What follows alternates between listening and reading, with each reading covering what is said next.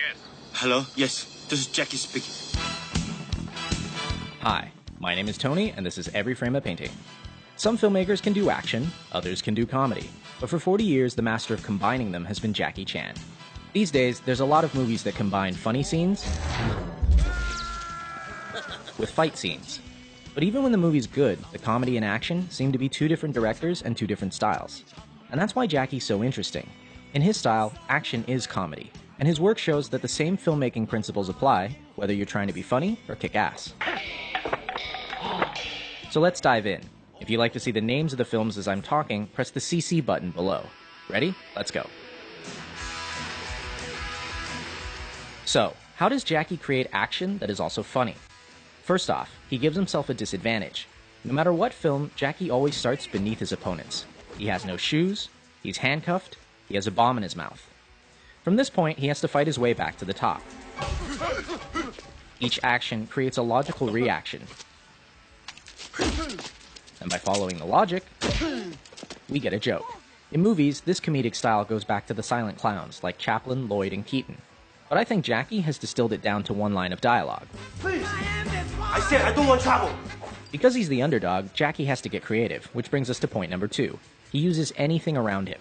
This is the most famous aspect of his style. Take something familiar, do something unfamiliar. I've seen him fight with chairs, dresses, chopsticks, keyboards, Legos, refrigerators, and of course,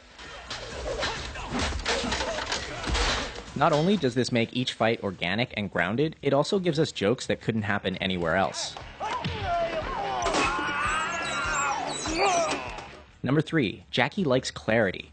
He doesn't do dark scenes where everything is color-corrected blue. If his opponent wears black, he wears white. And if his opponent's in white, then he's styling.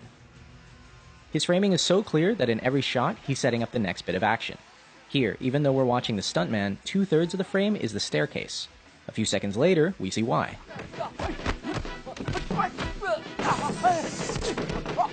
He keeps things clear by rarely using handheld or dolly moves. Like an American movie, you can see there's a lot of movement. When the camera angle movement, that means the actor, they don't know how to fight. In slow motion, you can see how the camera operator swings around to make the hits seem more violent. But since Jackie can fight,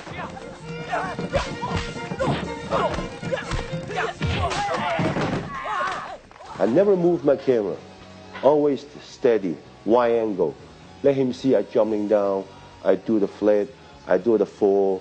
When you shoot this way, everything looks more impressive because action and reaction are in the same frame. Notice how you can always see Jackie, the car, and the wall at the same time. But a similar stunt from Rush Hour 3 never includes all of the elements in the same shot, and it doesn't work. The same principle applies to comedy. This shot, directed by Sammo Hung, shows us the punch, the bad guy's face, and Jackie's face all in one.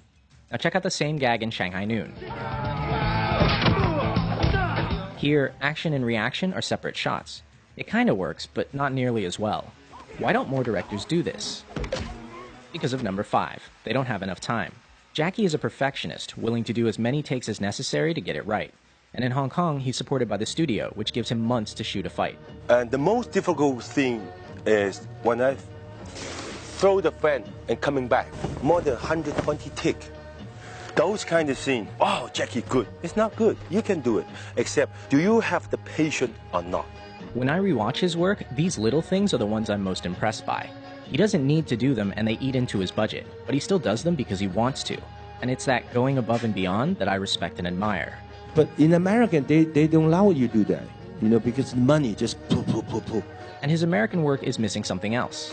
And there's a rhythm also into the way that the shots are performed and also the way they're edited.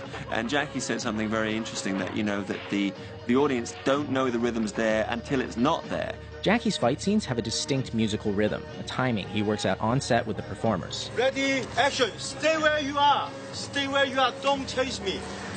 Boom, boom! Then, boom! See? Everybody looks good. Even experienced martial artists have trouble with it. In his earliest films, you see him learning the timing from Yuan Heping, and it's very much like Chinese opera. But by the mid-80s, working with his own stunt team, he had something totally unique. In America, many directors and editors don't understand this timing, and they ruin it by cutting on every single hit. But in Hong Kong, directors hold their shots long enough for the audience to feel the rhythm.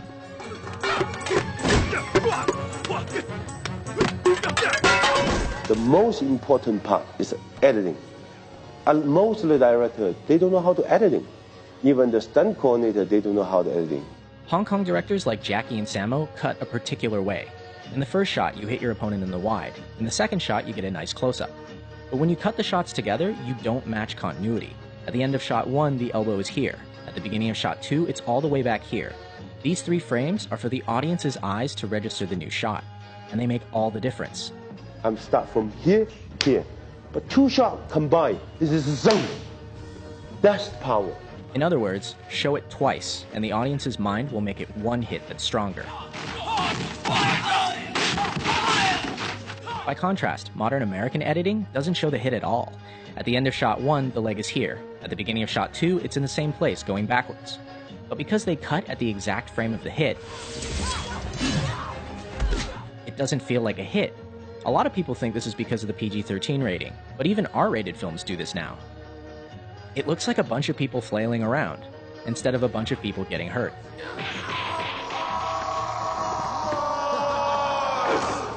Ouch. Which brings us to number 8, pain.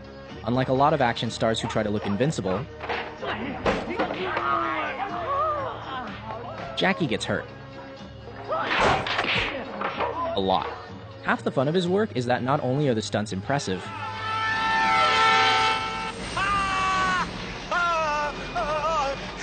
there's always room for a joke.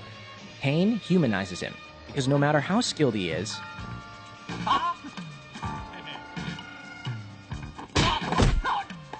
he still gets smacked in the face. In fact, Jackie's face may actually be his greatest asset. Many times the look he gives is all it takes to sell a joke, like when he does an entire fight holding a chicken. Or dressed as Chun-Li. And last, Jackie's style always ends with a real payoff for the audience. By fighting his way from the bottom, he earns the right to a spectacular finish.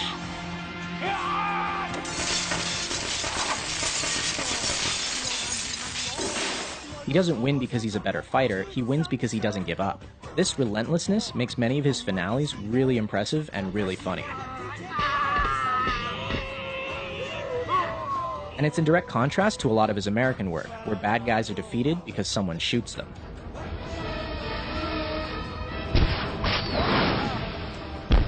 Come on! But most of all, I think Jackie's style proves something. Action and comedy aren't that different. In both genres, we want to see our best performers. And I think a lot of modern action directors are failing completely. These actors are skilled artists, some of the best in the world. Why are the directors so unskilled? Why am I paying money to not see the action?